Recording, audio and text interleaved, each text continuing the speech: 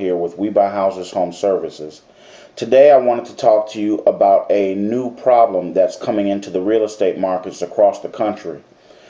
This is a problem that has not come to pass exactly yet, but it will be coming soon in the next few months. The problem is real estate prices rising. Now I know that may not seem like a problem, that actually seems like a solution, but if you listen to some of the logic, you'll see that this can be a problem in the next few months.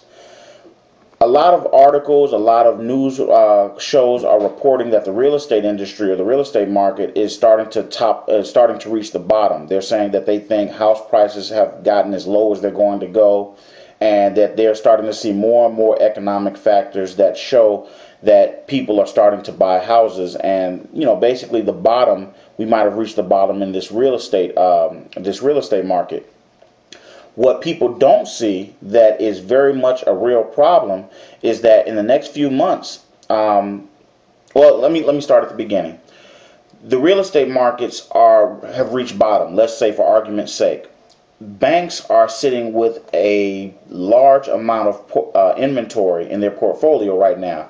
Banks have taken back properties they foreclosed on properties, and they have not put those houses back on the market because they what banks try to do is they try to ease a few properties into the market at a time so that they won't depress the prices too much.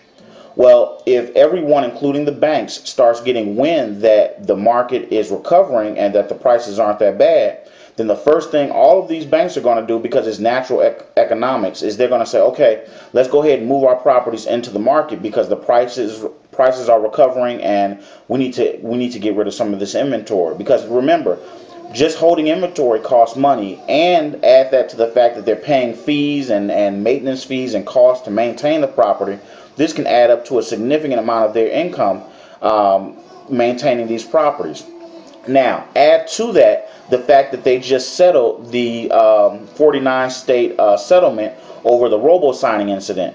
What that means is that a lot of banks, now that that's settled, they're going to go back to foreclosing on a lot of properties. A lot more properties are going to come up for foreclosure, and the banks are going to want to get rid of those properties. They're going to be taking those properties back.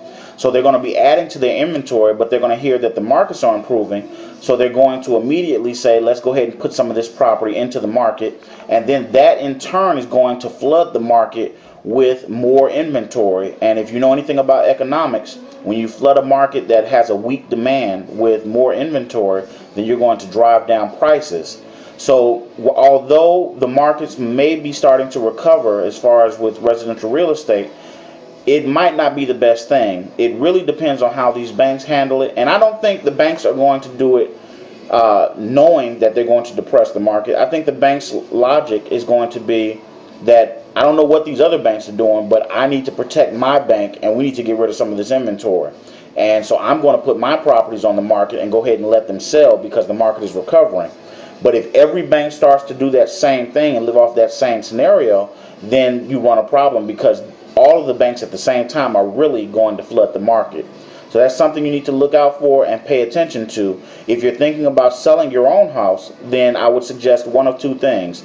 Either one, price your property ahead of the market. In other words, lower your price to the point that you're actually lower than a lot of the stuff that's going on market. The reason I say that is because one of two things will happen. Either you'll get a fast sale, or if you price it very low, you actually create a buying frenzy, and more people will try. More investors and homeowners that have access to loans will try to buy, and they'll actually drive up the price just slightly, not very much, but they will drive up the price. The other option for you is to sell your house with creative financing. I always think this is the best way to go, because there is a huge underserved market in this economy of people who cannot get bank loans, but they would like to buy a house.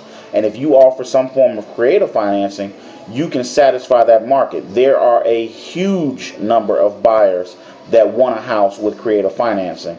If you don't know anything about creative financing, check out our website at www.sellonterms.com. That's sellonterms.com. We can either buy your house from you, or using creative financing, or we can put your house on the market with creative financing terms. We have a very good system set up for that, and we can help you with it. And it's no direct cost to you. So until next time, happy hunting and hope everything goes well. Thanks.